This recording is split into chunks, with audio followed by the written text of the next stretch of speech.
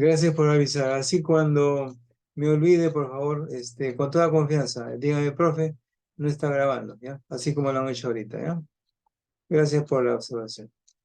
Em, por la naturaleza, entonces, de los datos o enfoques, hemos dicho que son cuantitativas cuando se refieren a datos que se pueden cuantificar, ¿no? Estos abarcan muchos casos y explican características externas. Puede ser cualitativa cuando se investiga información de este tipo. Como decimos, hay pocos casos y se analiza a profundidad. Por el nivel de conocimientos se involucra el grado de conocimiento sobre el objeto de estudio, esencialmente, ¿no? Se dice exploratorio si se considera el primer nivel de acercamiento, se empieza a investigar un tema que no ha sido estudiado en el pasado o no existe mucha información al respecto. Entonces, la parte de investigación descriptiva y de pronóstico es el segundo nivel de conocimiento. Busca encontrar características, comportamientos y propiedades del objeto del estudio, ¿no? Ya sea en el presente o en el futuro. En este último caso se llama de pronóstico, ¿no? Estudios relacionales miden relaciones que pueden existir entre dos o más variables. El primer paso es la descripción de caso variable. No determinan causas, pero aportan posibles indicios de causalidad, ¿no? El tipo explicativo de causalidad explica la causa de un comportamiento a partir de la relación entre variables, ¿no? Ahora, si enfocamos de acuerdo a las fuentes de información, se pueden tener en cuenta lugares y recursos. Se dice que es documental si se recurre a documentos para obtener resultados, ¿no? De campo, si tiene como fuente de información el lugar y tiempo en que ocurren los hechos. Mixto involucra los dos anteriores, ¿no? Por las condiciones de información se consideran la forma de investigar, ¿no? De campo se da cuando las investigaciones corresponden a observaciones de hechos naturales. De laboratorio, obviamente, cuando el lugar de estudio es creado por el investigador, ¿no? Por el tiempo se puede considerar en el momento de estudios. Pueden ser sincrónicas, cuando el estudio se da en un corto periodo de tiempo. Diacrónicas, cuando se realizan en periodos largos. Históricas, cuando se refieren a tiempos pasados. Ahora, por el diseño o control de variables, se clasifican las investigaciones de acuerdo a en qué se tratan a las variables, ¿no? Hay varios símbolos que se utilizan en este caso. G para grupo, GE, grupo experimental, GC, grupo testigo o grupo control. A o R es la asignación aleatoria de unidades de análisis a los o sea, los grupos. X es la intervención, estímulo o tratamiento experimental, ¿no? Guión es ausencia de esta intervención, ¿no? O es la observación o la medición. O1 es la preprueba, observación o medición antes de X, o sea, la intervención, ¿no? O2 es la postprueba, observación o medición después de X. M muestra, R relación. Hay dos diseños básicos de investigación, los experimentales y los no experimentales, ¿no?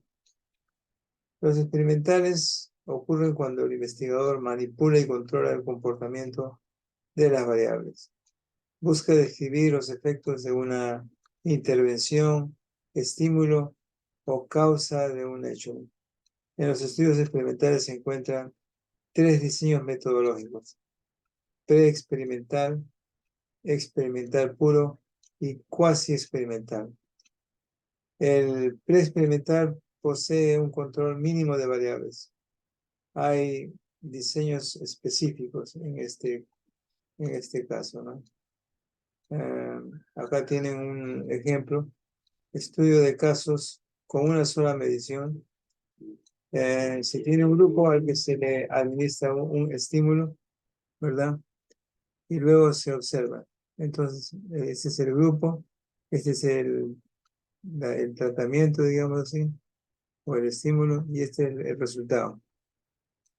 Hay una de preprueba y postprueba con un solo grupo. Tiene un grupo al que se le observa antes del estímulo. Tengo el grupo, se le aplica, se le observa, se le aplica el estímulo y luego se repite la observación, o dos, ¿verdad? Experimento puro. Poseen un estricto control sobre grupos y manipulación de variables. Requiere que la composición de grupos sea aleatoria y evitar la participación de variables intervinientes.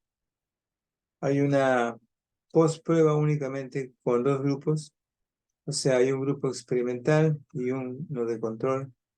Se administra el tratamiento al grupo experimental y luego se aplica una postprueba a ambos grupos para observar las diferencias de resultados en ambos grupos, ¿no? El esquema esencialmente es el que se ve acá, A, G, E, X, ¿no es cierto? Ese es uno. El otro es A, G, C, sería el segundo. La pre y post prueba con dos grupos. Bueno, se tiene un grupo experimental y uno de control. Se aplica simultáneamente una preprueba a ambos grupos.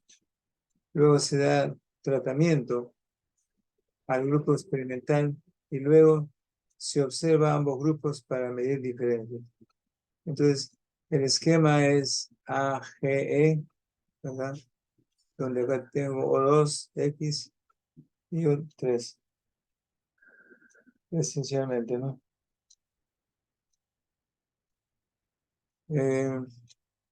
Y luego tenemos el grupo AGC, ¿no? A ver, voy a interrumpirlos por 30 segundos. Solamente voy a ausentarme 30, están tocando a mi puerta, ¿ya? Solo un segundo.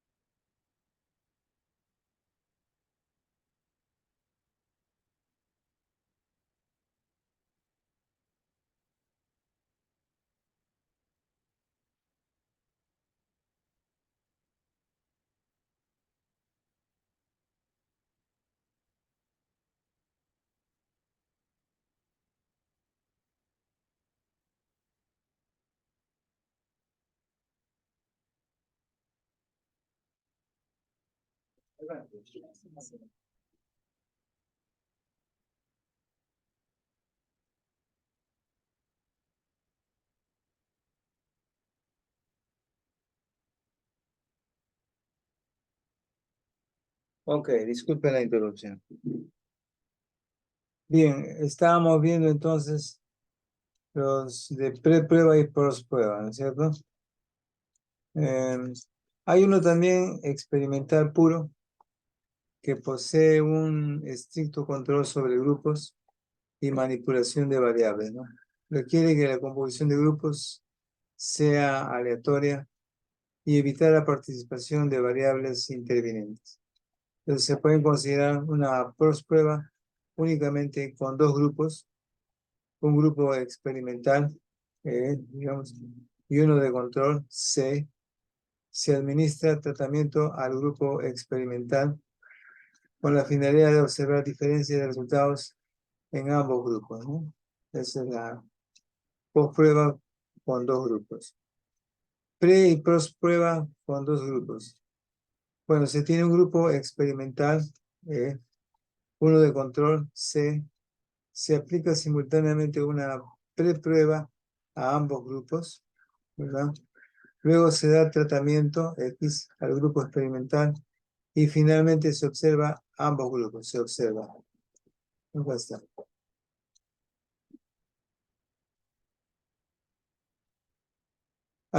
El considerado 4 grupos de Solomón, que tiene 4 grupos con 2 experimentales, ¿verdad? Experimental.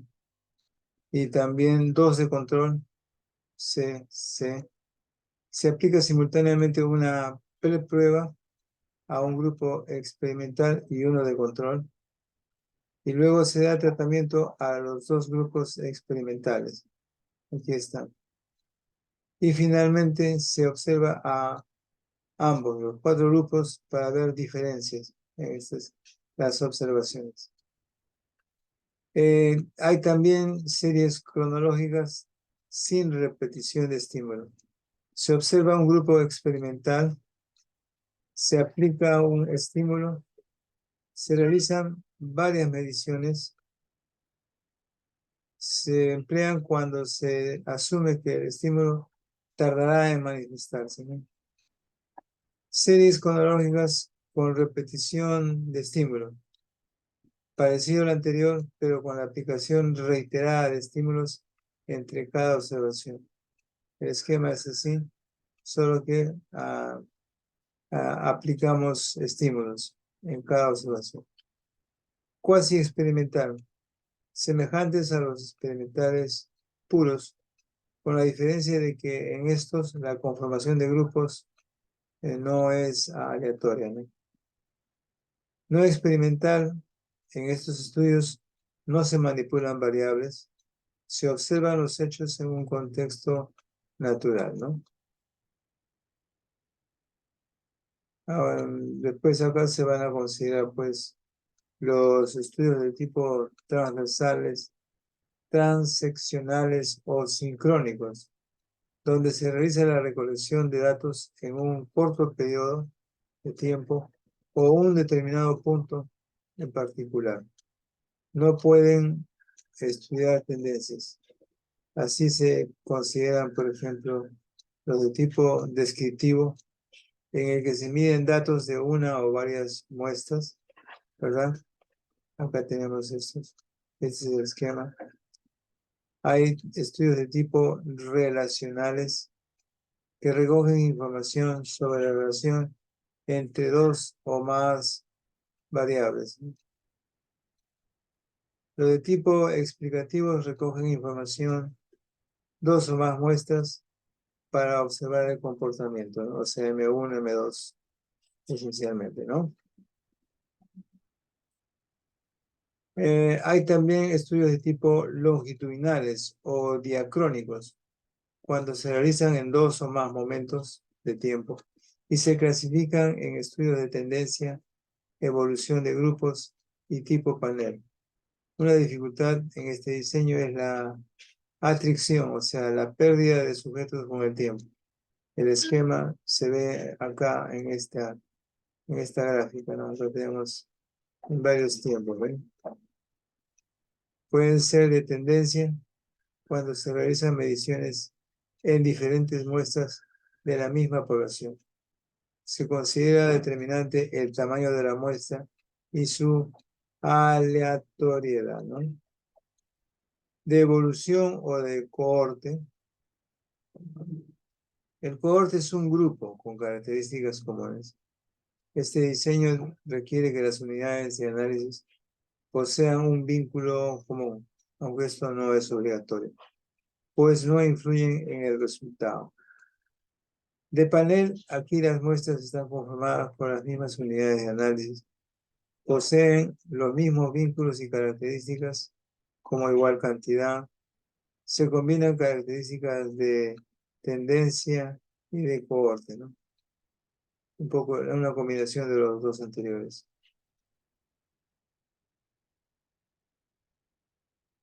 Entonces tenemos acá opciones para la elección de un diseño de investigación cuando es clínico, digamos. Entonces acá el investigador tiene que decidir si se mantiene al margen, o sea, observacional, o interviene en el curso natural de los acontecimientos, o sea, se vuelve experimental, ¿no es cierto? Son las dos opciones.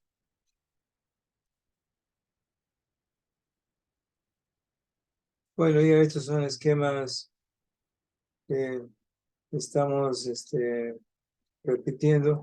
Los diseños de estudio pueden ser observacionales, experimentales. Si son observacionales, pueden ser descriptivas, analíticas. Si son descriptivas, se tiene el reporte de casos y serie de casos. O puede ser, como se dice, encuestas, eh, de sección cruzada. Los analíticos pueden ser de estos tres tipos: estudios de sección cruzada, o estudios de control de casos, o estudios de grupos. Los experimentales pueden ser con ensayos no aleatorios o ensayos controlados aleatorios. Entonces se puede entender en este último grupo los diseños paralelos, los diseños de entrecruzamiento y otros.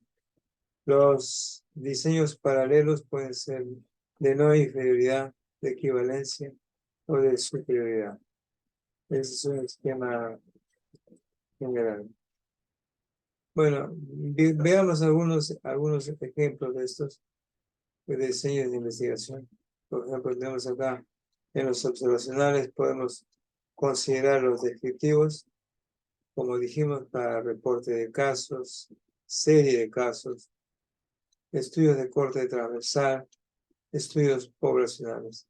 Los analíticos son para estudios de casos y controles, estudios de cohortes, estudios de pruebas diagnósticas y estos los tipos de RS, ¿no?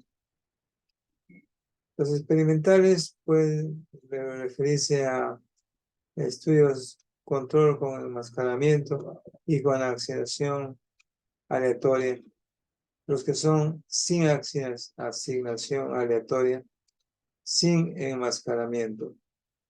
Los estudios cuasi experimentales y también los experimentos naturales, ¿no? Bien, veamos algunos casos de estudios observacionales descriptivos. El reporte de casos o serie de casos. Por ejemplo, en un reporte de casos se puede mirar la meningitis por Streptococcus resistentes a un antibiótico, ¿no?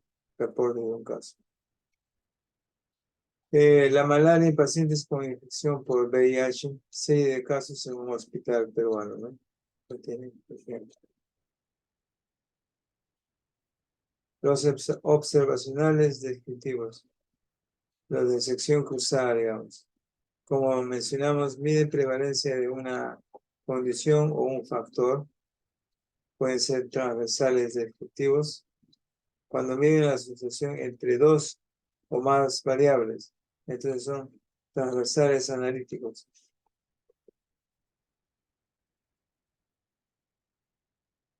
Los estudios transversales. Vamos a mirar, por ejemplo, veamos un estudio de corte transversal. Se pueden observar la población de estudio y entonces acá las figuras coloreadas son los sujetos con el evento de interés que se desea determinar la prevalencia. Entonces, acá tienen ustedes el número total. Acá serían, consideramos, 14 individuos, de los cuales 5 son los que tienen, digamos, la condición. Entonces sería 5 de 14 multiplicado por 100. Hay un 35.7% de alguna de las entidades nosológicas señaladas en el cuadro de la derecha para prevalencia de estas condiciones o estas enfermedades, ¿no? Doctor, disculpe, buenos días. Hay algunos compañeros que están esperando, dice, ingresar a la sala. Si los puedes aceptar. Ya, ok. A ver, ya, vamos a ver. Sí, normalmente yo no me entero que hay gente en la sala de espera porque no aparece ningún anuncio en la pantalla. Entonces, a ver, vamos a ver participantes. No los veo, ¿ves? Acá donde dice participantes, no aparecen. Normalmente aparecen acá, entonces yo le doy ingresar, ¿no?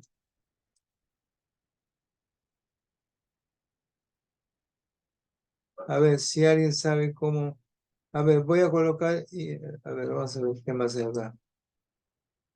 Ah,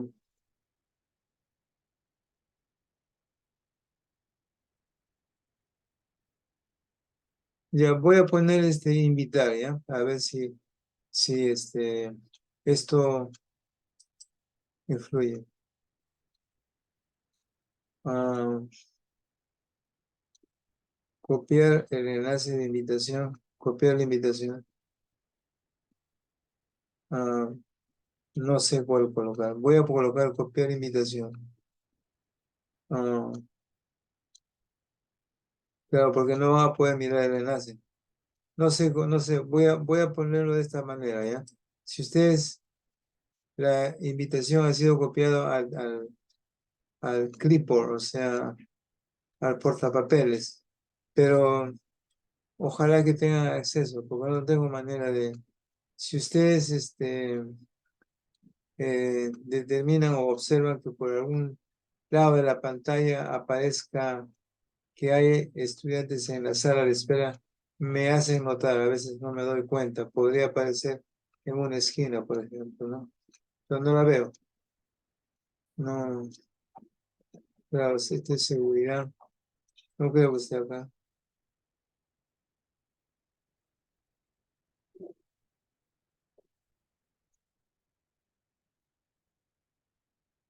Acá le he puesto participar, permitir el cuarto de espera, no hay ninguna opción que diga habilitar, salvo esto.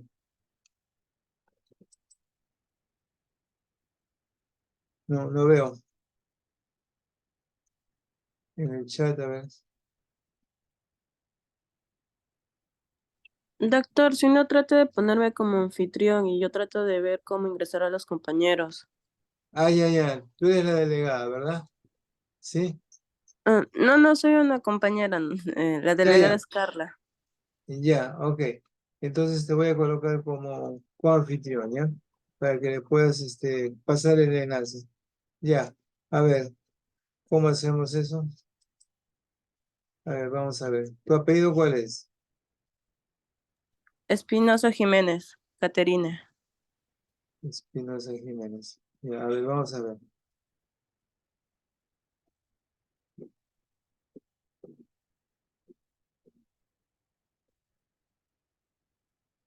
Aquí está. Ya, acá te voy a poner como coanfitrión, ¿ya? Chat. Make co-host. Acá te estoy haciendo co-host. Ya, ok. Ya te puse como co-huésped para que Ok, puedas. doctor. En el chat está el enlace si es que necesitas el enlace. ¿Ya? Está bien, Ok, doctor.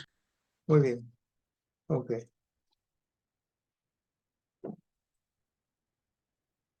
Bien. Mm, este, la prevalencia es una medida de estudio que estima el número de casos existentes prevalentes de un daño o enfermedad en un punto o un periodo de tiempo y en una población determinada sin distinguir si son casos nuevos o antiguos. Es un indicador de magnitud de presencia de una enfermedad. No considera inicio ni duración. La prevalencia de la enfermedad A es el número de casos de la enfermedad A en un tiempo sobre la población en riesgo de desarrollar la enfermedad, ¿no? Esa es la prevalencia de la enfermedad A, ¿sí? Veamos estudios longitudinales, ¿no? Entonces, acá tenemos eh, aspectos de la incidencia. de cohortes en poblaciones, en casos hospitalarios, ¿no? Estudios ecológicos no utilizan información del individuo de forma aislada, sino que usan datos agregados de toda la población, ¿no? Se realizan rápidamente, eh, generalmente no hay costo y con información que está disponible. No, estos estudios de tipo así son, o sea, no se le pueden determinar si existen las soluciones entre una exposición y una enfermedad a nivel individual, ¿no? Hay una pobre capacidad para controlar variables potencialmente confusoras, ¿no? Entonces, esto vienen a ser este tipo de estudios ecológicos, ¿no? Con todas estas características.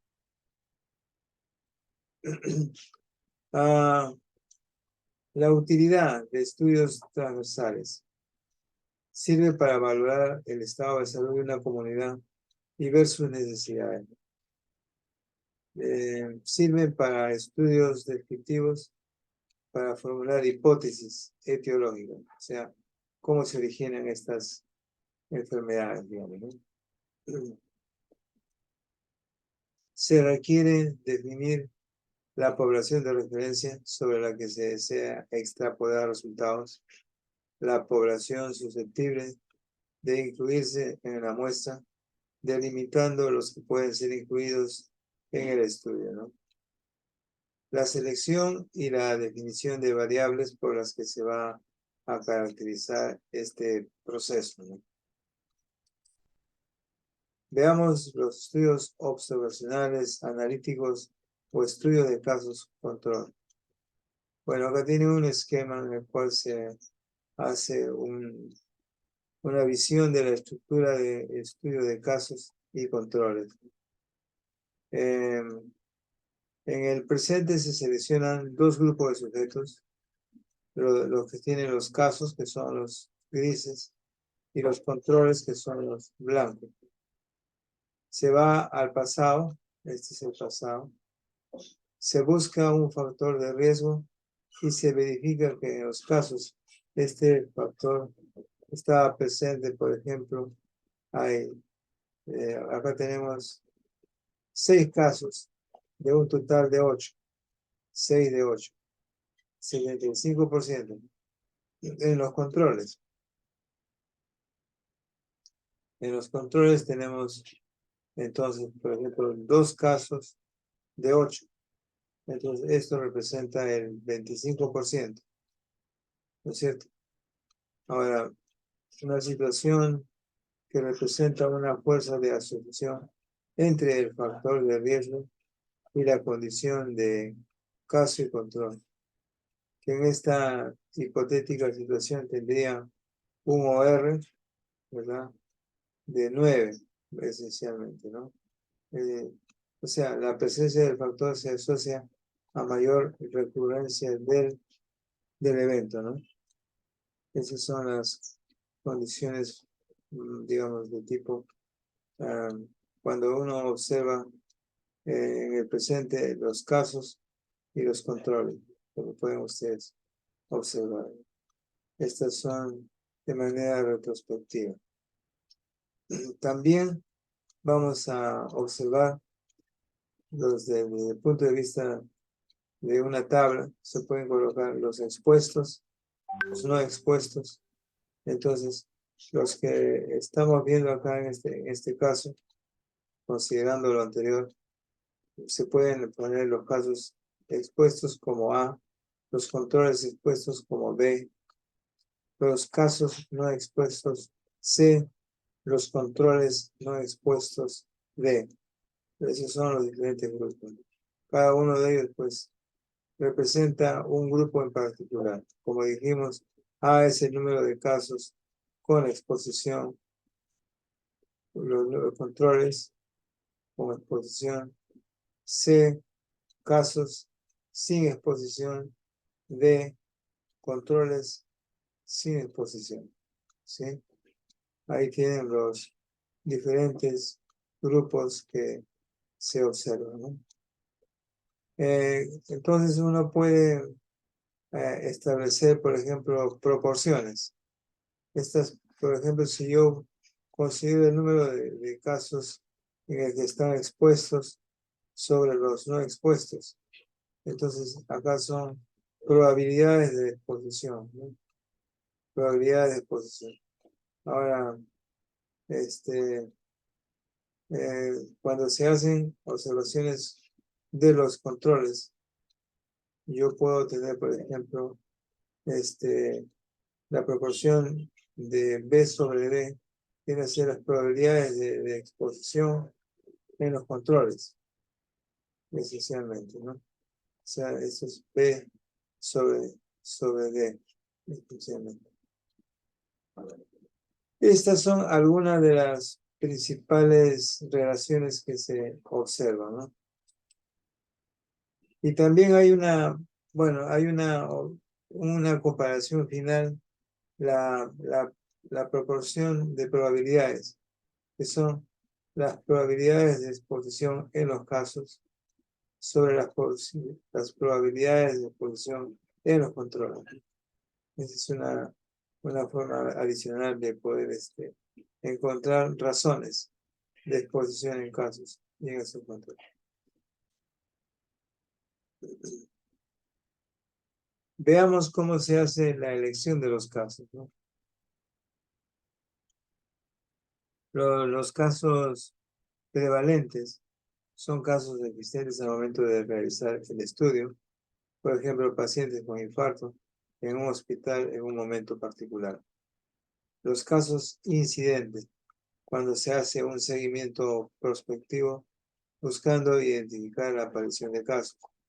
Seguimiento de pacientes que ingresan con dolor torácico e identificación prospectiva de pacientes con infarto, ¿no?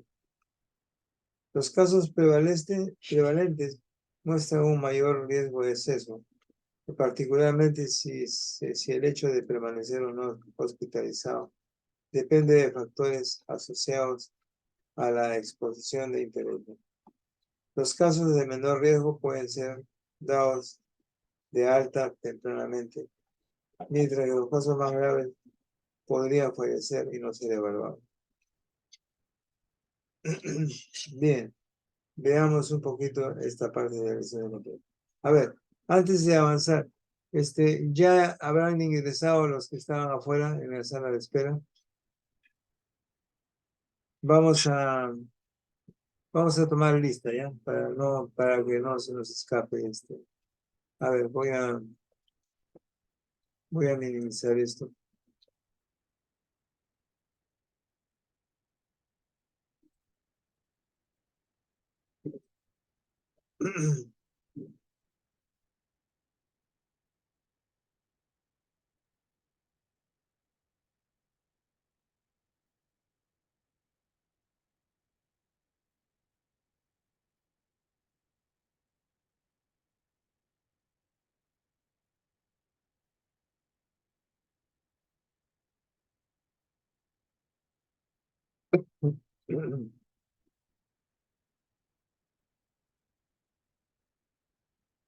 A ver, veamos la lista.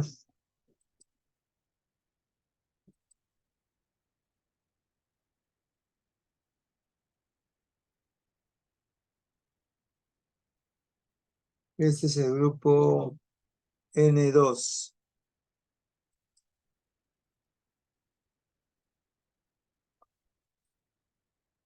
Teoría.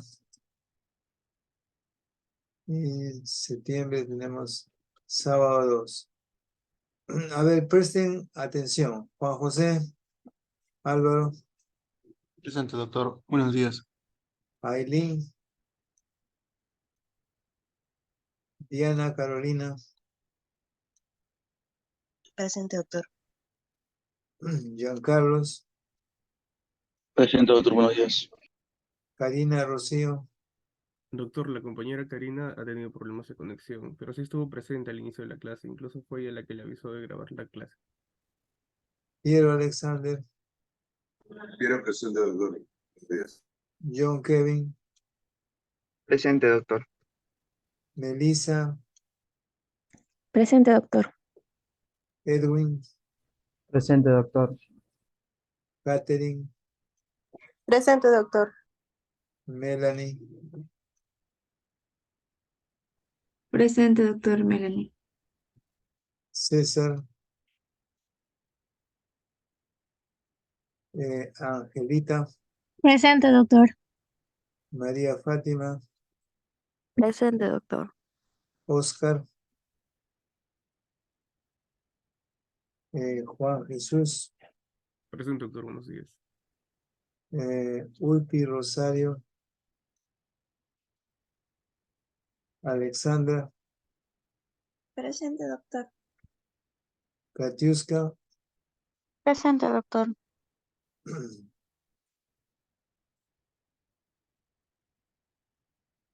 Gianfranco, Yanela, Presente, doctor. Buenos días. Yoconda, Carmen, Jonathan, Presente, doctor Jonathan. Robert, Ana Belén, Presente, doctor. Omar Alonso, Tania, Presente, doctor. Carla, Presente, doctor.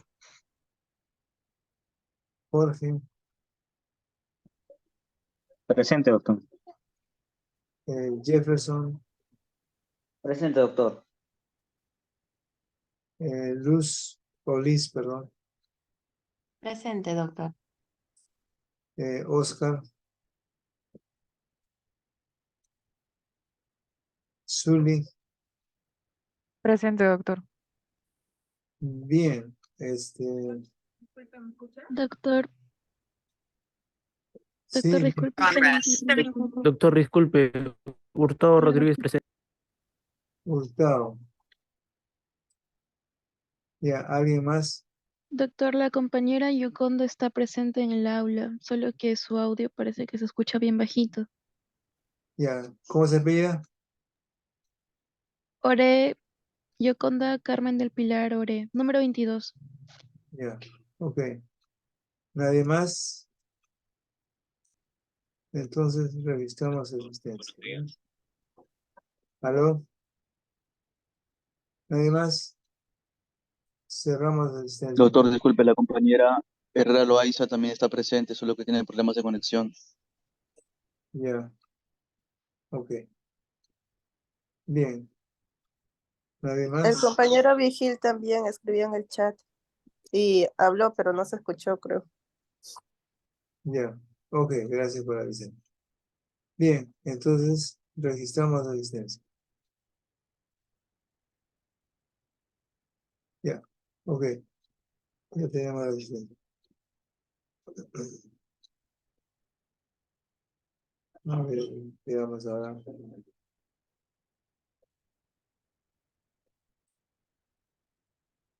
Bien,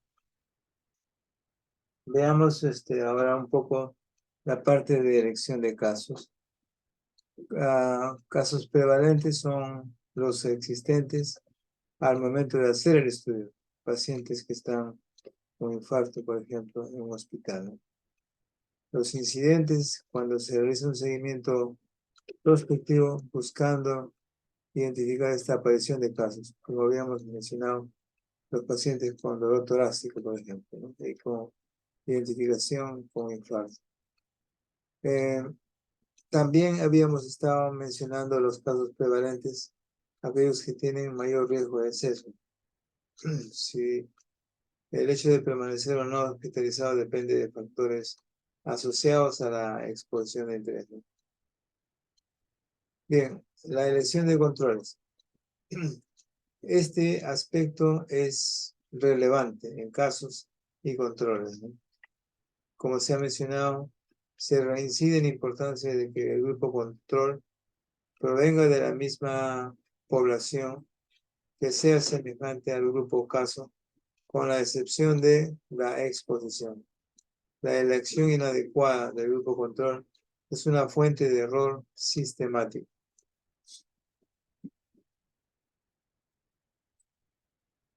Bueno, estas ya son proporciones de probabilidades o lo que llaman odd ratio o OR, lo que es al azar, chance.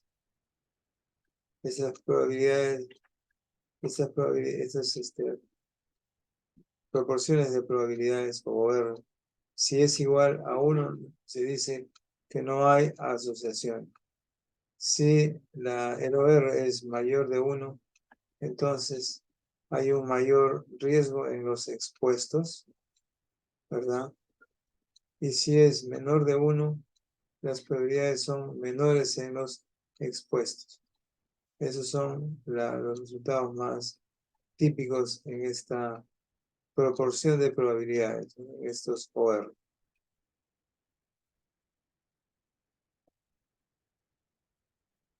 Acá hay un ejemplo. Hay una población de 2.237 personas que se documenta una elevada frecuencia de cáncer de pulmón, al parecer más frecuente en mineros. La exposición queda de esta forma, en esta tabla. Los pacientes con cáncer de pulmón tenemos los casos. Entonces, este es el tipo de exposición a el ambiente minero o no minero. En el caso de cáncer de pulmones hay 27 en este grupo. En el caso no minero hay 98, aparentemente un número mayor. En los controles también se tienen valores de 840, probablemente una fracción de los no mineros, que son 5.644. Si se suman estos casos de mineros, nos da este total. En el caso de los no mineros, 5.700.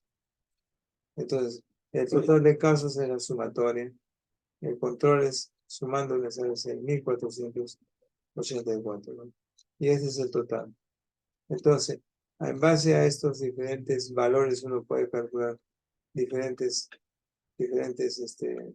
condiciones. Por ejemplo, el OR, que hemos estado mencionando en la parte superior.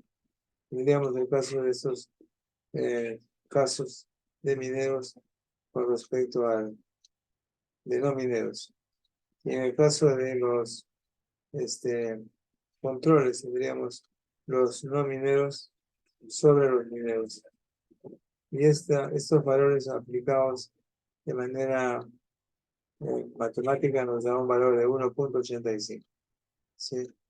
Entonces, esos son los ejemplos que se pueden establecer. Cuando se hacen, digamos, observaciones o hay estudios observacionales analíticos o estudios de cohorte, vamos a probablemente establecer algunos tipos de casos como los que están en esta figura, ¿no? En el presente vamos a tener acá cuando no hay un factor y cuando sí hay el factor. Entonces estos son los expuestos, no expuestos.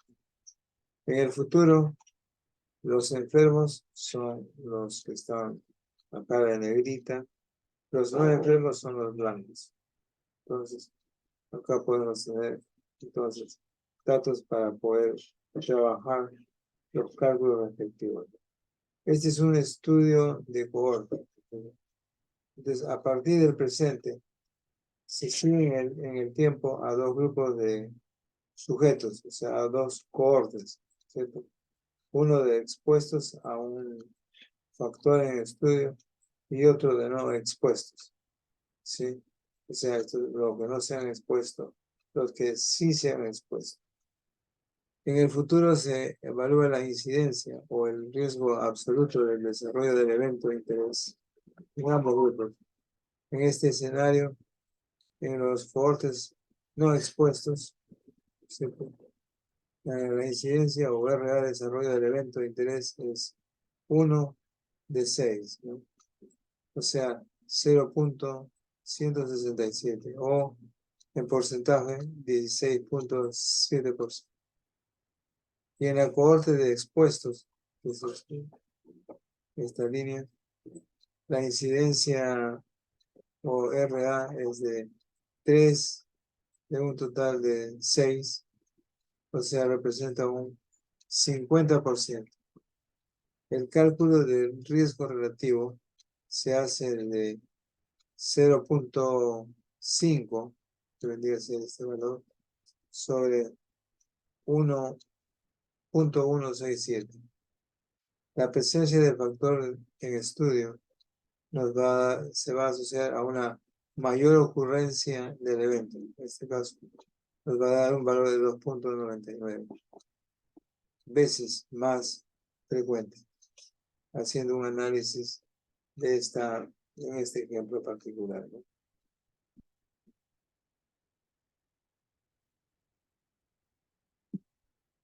Acá se tiene un esquema o una clasificación de estudios de cohorte. Cuando se inicia el estudio, durante el desarrollo y en el término del estudio, ¿no? La población blanco, vamos a tener los no expuestos y los expuestos. Y esa es la cohorte dinámica, ¿no? En el caso B, se tiene de manera similar un periodo de reclutamiento de nuestra población blanco y se van a dividir entre los no expuestos y expuestos. Y se van a tener acá de manera fija esta cohorte, ¿no? Acá es, algunos individuos van a estar no expuestos, expuestos.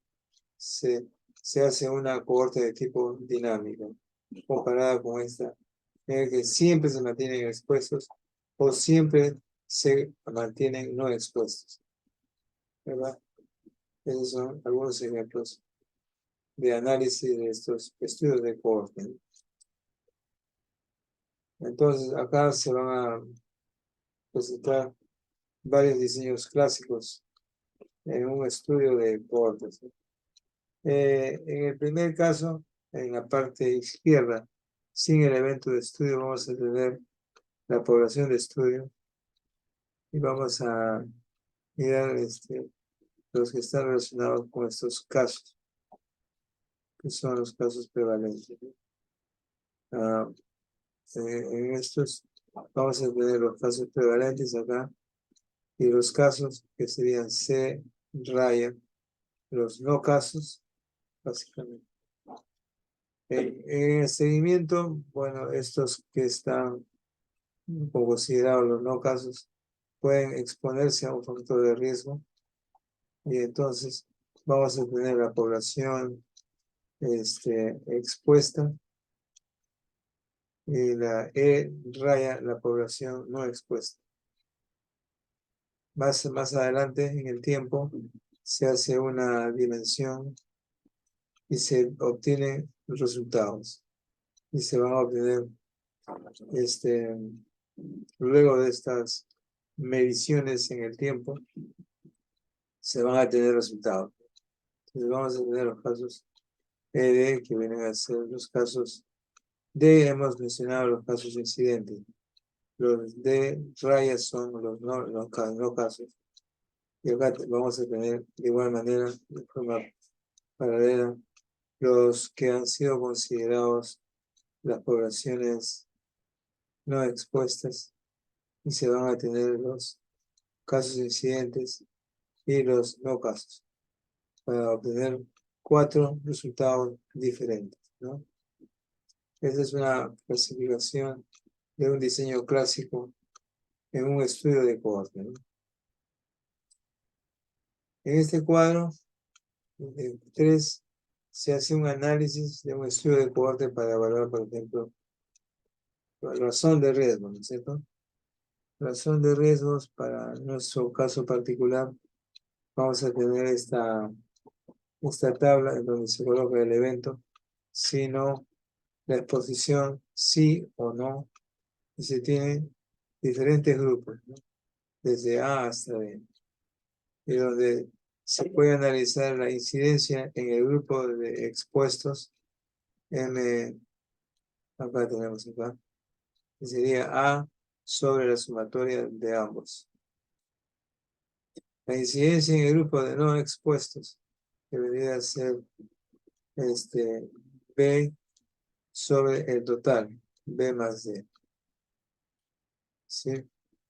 Entonces, puedo obtener una diferencia en las incidencias acumuladas, porque estas proporciones de incidencias o razones de incidencias acumuladas vendrían a ser M1, en este caso de exposición, y M0 cuando no se expone. Cuando se hacen los análisis de diferencia de incidencias acumuladas, entonces se pueden obtener, por ejemplo, una diferencia de M1 menos M0.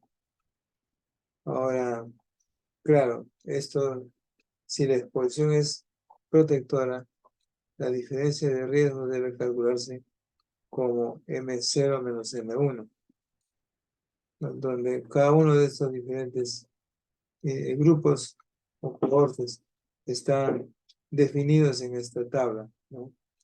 Donde tenemos ahí los grupos o los cohortes A, B, C, D, esos son los sujetos con exposición o sin exposición. Y acá en M1 son el total de sujetos expuestos, M0, el total de sujetos no expuestos. Se pueden obtener números y se pueden hacer los análisis en base a esta definición de un cohorte, ¿no?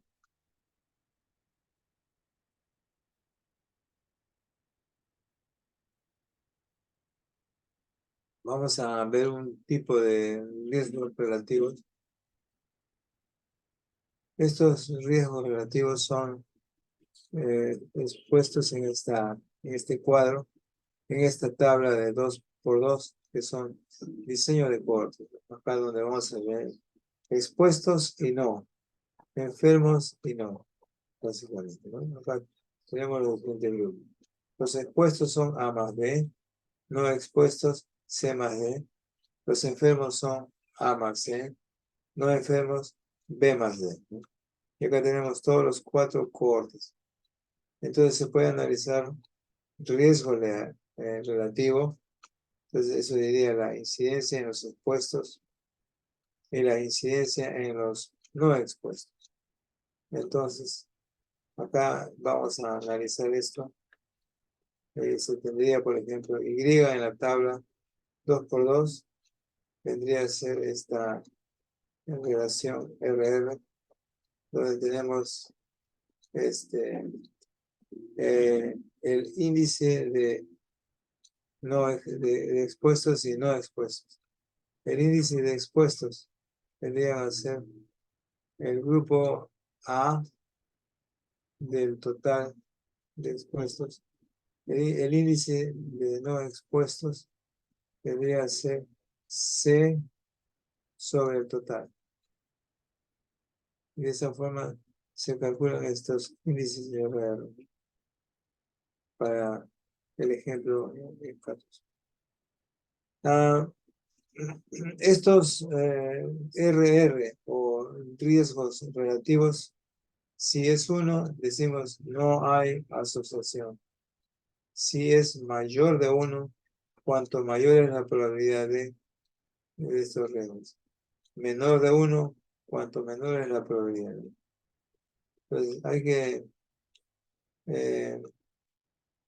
recordar pues, cosas estas significancias estadísticas. Gradualmente se van a analizar más casos estadísticos para que ustedes apliquen los ejemplos adecuadamente, ¿no?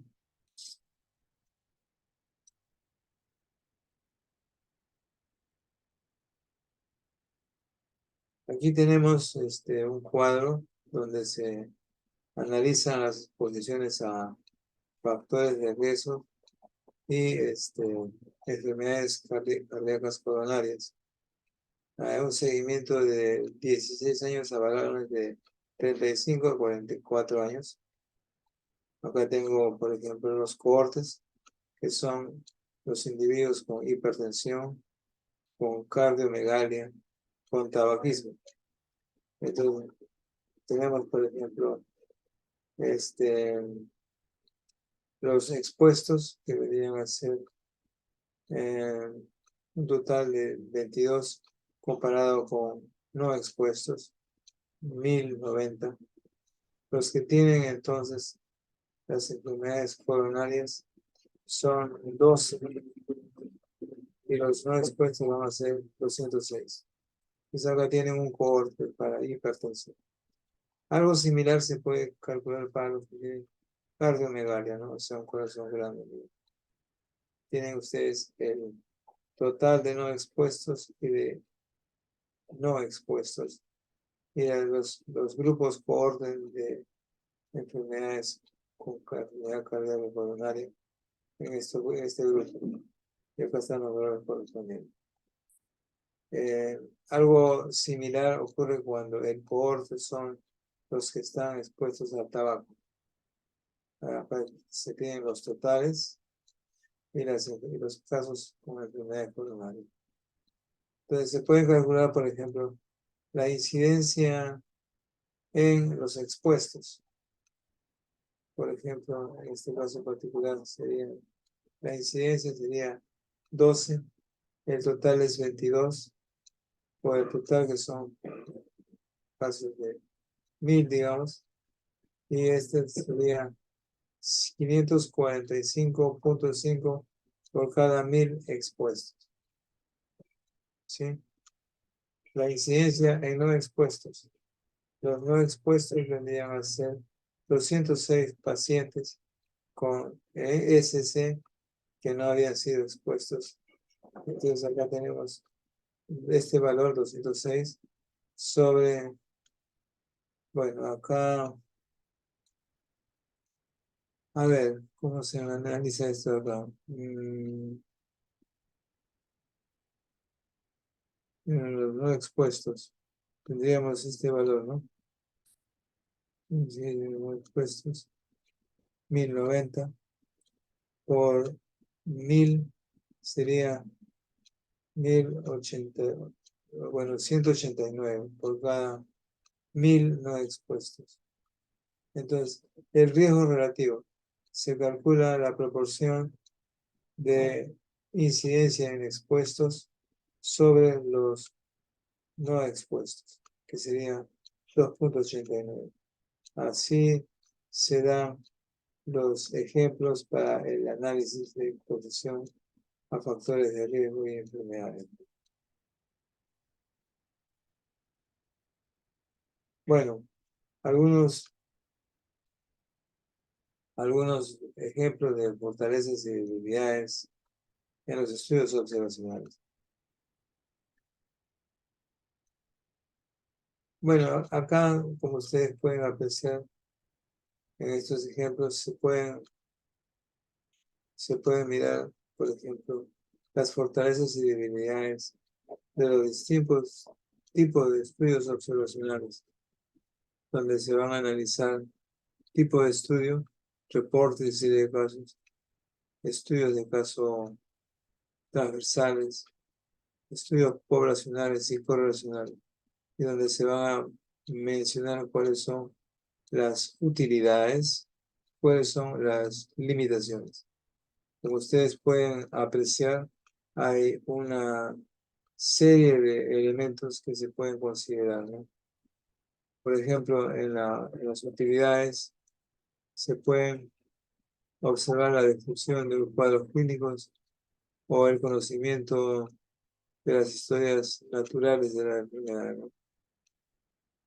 También se pueden ver una descripción de las enfermedades o EI raros, por ejemplo, en la utilidad. Se pueden describir las manifestaciones inusuales. Se puede hacer la vigilancia epidemiológica. Se pueden formular hipótesis de posibles factores de riesgo. no probarlas.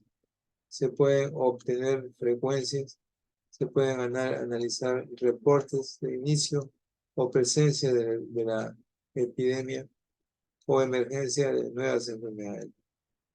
Si podemos analizar comparativamente las limitaciones, acá tienen una serie de, digamos, limitaciones que están presentes en este tipo de estudio, ¿no?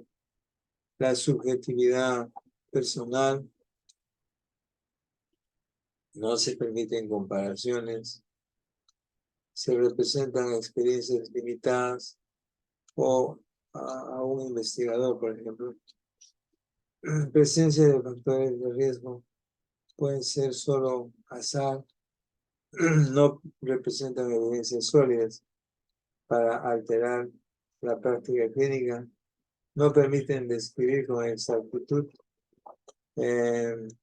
cuadros clínicos ni historias naturales de una enfermedad.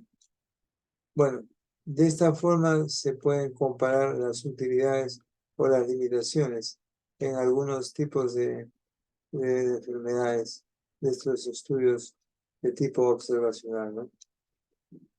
De igual forma, uno puede mirar los estudios de corte transversal, ¿no?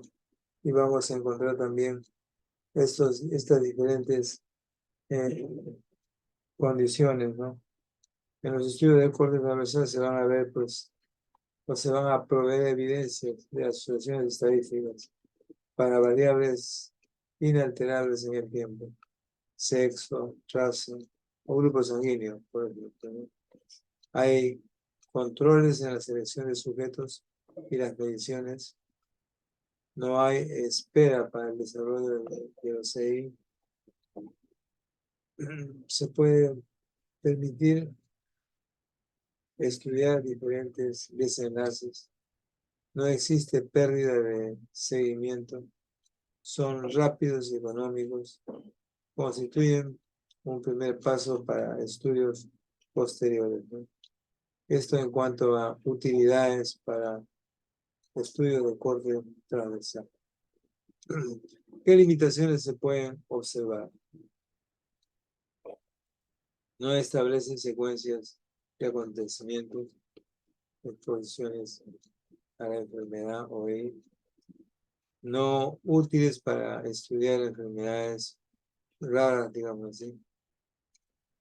No permiten establecer una relación causal, por ejemplo. No permiten tampoco incidencias y riesgos relativos. Hay o presentan riesgos como selección de muestras y de estos recuerdos, básicamente, ¿no? También se pueden, de manera similar al caso de reporte y serie de casos, hacer una comparación. Y como ustedes aprecian, hay elementos en ambos grupos. Los estudios poblacionales y correlacionales, hay quizás menos utilidades, pero las hay, ¿no? O sea, por ejemplo, se permiten comparar secuencias de enfermedades o ahí entre diferentes grupos durante un mismo periodo de tiempo o en una misma población en diferentes periodos de tiempo, ¿no? Se permiten formular hipótesis. Estos estudios son rápidos y económicos. También hay algunas limitaciones. No, por ejemplo, no permiten asociar exposiciones de enfermedades. No se pueden encontrar efectos potenciales confundentes, digamos, ¿no? Tampoco hay hay una falta de correlación que puede no significar una falta de asociación entre la exposición y el EI del estudio, ¿no? Esos son algunos de los datos que han sido obtenidos de esta referencia, ¿no?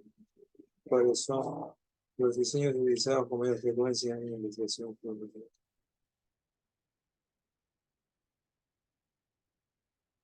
Bueno, podríamos seguir analizando, hay bastante información en este caso y estos controles, estudio de casos, por ejemplo. De las utilidades vamos a ver que son ideales para el estudio de enfermedades, por ahí raros o poco frecuentes, son económicos, de corta duración, de información descriptiva, permiten generar hipótesis de investigación y estudiar la fuerza de asociación entre una enfermedad OI y el o los factores de exposición en estudio. Limitaciones. Están limitados a una variable, que es enlace. No permiten establecer secuencia de acontecimientos. Los casos ya están enfermos, digamos. Se presentan algunos sesgos potenciales, selección de muestra y medición. No permiten determinar prevalencia ni incidencia. En la parte de estudios de cohortes o de grupos, también hay muchas utilidades y también hay varias limitaciones. Como ustedes aprecian, ¿no? Cuando se hace un análisis de estos estudios, se van a tener aspectos positivos y negativos del estudio. Se van a tener utilidades y limitaciones, ¿no? Entonces, es importante que nos demos cuenta de esos detalles, ¿no? Por ejemplo, en estos estudios de cohortes, vamos a mirar, por ejemplo, que son ideales para ver incidencias e historias naturales de una EI, ¿no? También nos permiten indicar la causalidad con el inicio del seguimiento cuando todos los sujetos están libres de EI en estudio. Son útiles para ver enfermedades con resultados letales. Son adecuados para ver efectos de exposiciones raras. Permiten estudiar distintas variables de resultados de forma simultánea. Pueden ser la única forma de determinar la secuencia temporal entre la variable de exposición y el resultado. Y permiten realizar determinaciones precisas de riesgo. Limitaciones: son caros, requieren un periodo de seguimiento, ¿no es cierto? A mayor limitación es la pérdida de seguimiento de los integrantes. No son útiles para estudiar enfermedades raras. Los resultados pueden afectarse por factores confundentes. Son susceptibles de sesgos de selección, mala cuantificación, de seguimiento. La pérdida de 20% de los cohortes afecta la validez del resultado. Como ven, en todos los casos se pueden ver las debilidades y las limitaciones que se pueden encontrar. Como ven ustedes, en cada uno de esos hay que estar consciente qué es lo que se pueden observar, ¿no? También se pueden analizar los estudios descriptivos que nos van a dar frecuencias y características de un problema de salud, ¿no? Se va a permitir identificar grupos vulnerables ante un daño a la salud.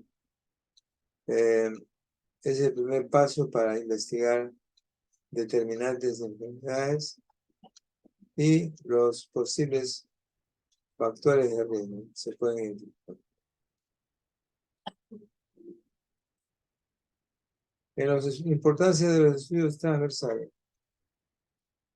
para conocer prevalencia de una enfermedad o de un factor de riesgo, ¿no? Se estudian simultáneamente la exposición y la enfermedad en una población definida en un momento. Esta medición simultánea no permite conocer la secuencia temporal de acontecimientos, exposición y enfermedad. No es posible determinar si la exposición precedió a la enfermedad o viceversa. Eso es para estos casos particulares. En relación a los estudios de casos y controles, podemos ver que son útiles para enfermedades raras o con periodos de latencia prolongados. Nacen por limitación de estudios de cohortes.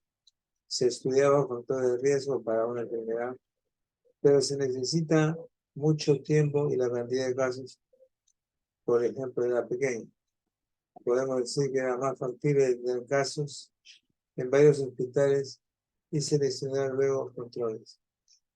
También se permite el estudio simultáneo de varios factores de riesgo y comparativamente requieren menor número de sujetos.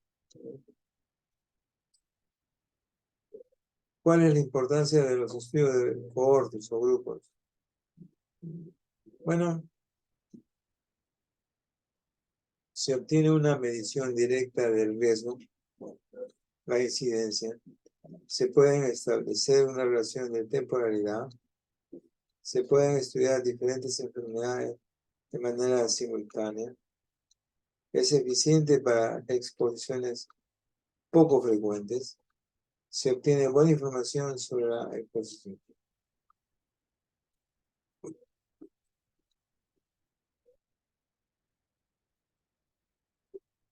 Acá hay una lista de chequeo para reporte de casos. Ustedes pueden mirar todos los diferentes elementos, se pueden analizar cuando se escribe un reporte de caso. Aquí está, para que uno haga un seguimiento, ¿no? Todos los diferentes elementos que estamos observando en esta lista, ¿no? Es bastante, es un poco larga, pero se intenta que cubra todos los diferentes aspectos que estamos mencionando, ¿no? Entonces uno puede decir sí, no, para cada uno de estos elementos, ¿no?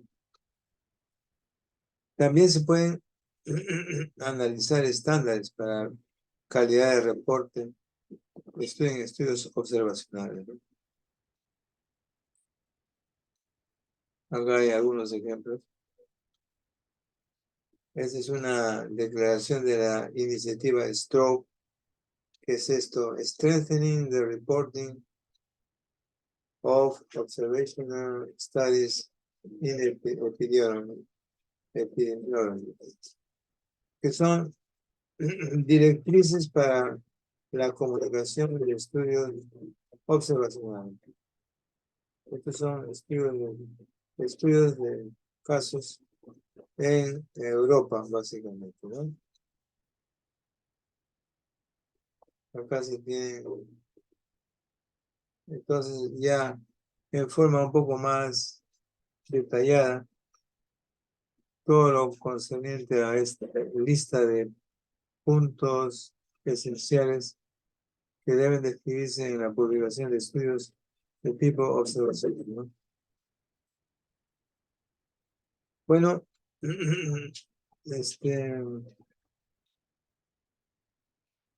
aquí hay que tomar en consideración entonces algunos de estos aspectos de títulos y resúmenes donde se observan cada uno de estos elementos que hemos mencionado en el pasado con respecto a objetivos, métodos, diseño de estudio, en donde se van considerando puntos específicos que van a recomendarse para cada uno de esos estudios.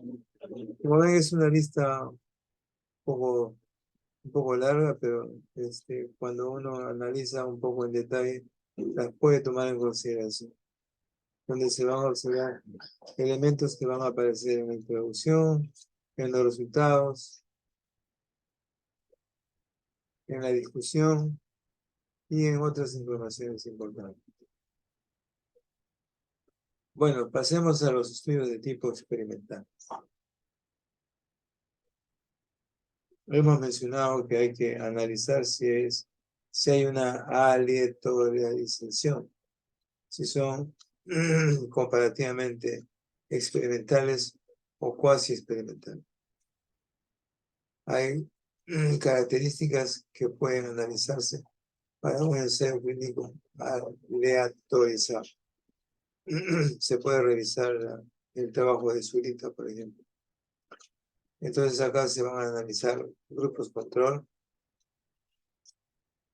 asignación de intervenciones al azar, medición de variables de desenlace que deben ser sesgadas, vigilancia durante el periodo de estudio, al menos 90%.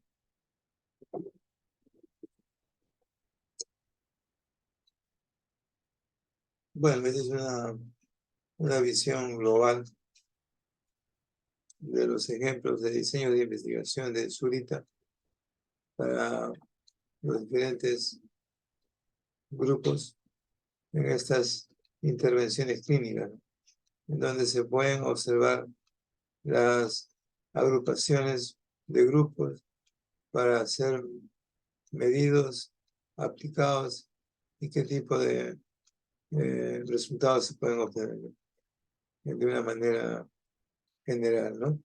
Hay varias clasificaciones. Requiere un poquito de tiempo hacer las comparaciones, pero se pueden tomar grupos asignados y ver cuáles son los resultados correspondientes, ¿no?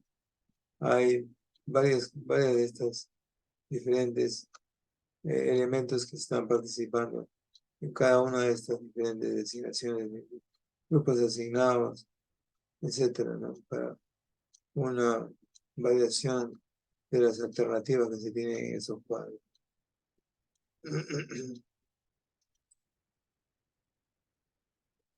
Sí, se puede analizar con calma, se puede mirar esencialmente en esta referencia, ¿no?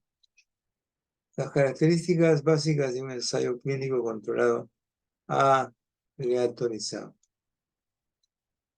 Bueno, tenemos esencialmente características básicas en estos ensayos que se pueden mirar acá, por ejemplo, en este cuadro 1, donde hacen una clasificación de ensayos clínicos donde se observan criterios de clasificación o tipos de ensayo clínico, ¿no? Como hemos estado mencionando, en esta estructura de tratamiento se puede ver el tipo de ensayo clínico. Si son, por ejemplo, diseños paralelos, diseño de tratamientos sucesivos, donde se van a considerar variantes, diseños de tratamiento de reemplazo, diseños cruzados, lo que hemos mencionado como crossover. Se pueden mirar diseños de ensayos alternativos, donde hay observación del diseño factorial, ensayos de equivalencia, la aleatorización por conglomerados, que le llaman clúster. También en estos criterios de clasificación se puede ver el enfoque de enfermedad, el enfoque de tratamiento, el enfoque de aleatorización, ¿sí? También el tipo de asignación, tamaño de muestras, número de sedes, etc. En cada uno de ellos hay tipos de ensayo clínico particulares, ¿no? Lo pueden observar.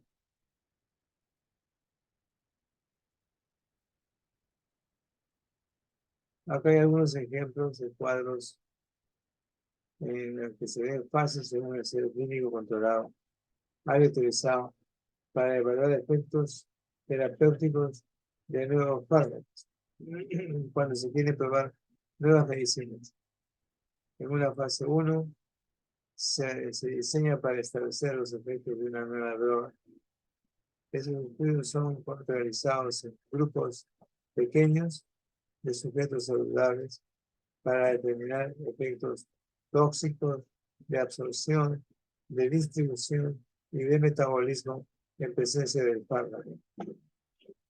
En una fase 2, después de haber completado en la fase 1, se evalúa la seguridad y la eficacia en una población mayor de individuos que están relacionados con la enfermedad o con la condición. Para pasar de esta fase 1 a la fase 2, como pueden apreciar, deben cumplirse ciertos requisitos. En este caso, haber terminado uno para pasar a la fase 2. En la fase 3, esta es la tercera y última fase de preaprobación en la evaluación de una droga o fármaco que se realiza en un grupo más grande de individuos relacionados con la enfermedad. Esta fase prueba la nueva droga en comparación con la terapia estándar, que normalmente se usa para el evento de estudio.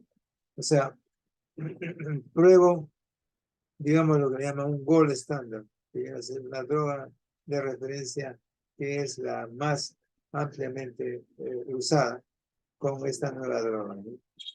Esa es la forma como se realizan estos. En cada una de estas fases, como en esta fase 3. En la fase 4, una vez que la droga ha sido aprobada, la fase 4 es realizado para comparar la droga en relación con otros productos o con otros fármacos existentes, para explorar sus efectos en pacientes de una población general, o sea, un número mayor de individuos, ¿no?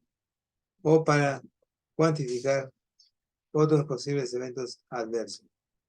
Bueno, hay quizás unos pocos elementos más que hay que considerar, pero creo que ya nos ganó el tiempo, chicos.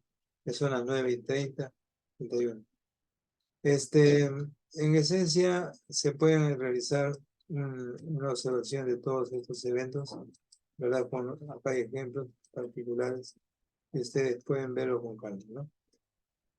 Creo que nos quedaremos en este punto, ¿verdad? Vamos a dejar de grabar la clase, vamos a detener la grabación, creo. A ver, ¿cómo te parece? Stop recording.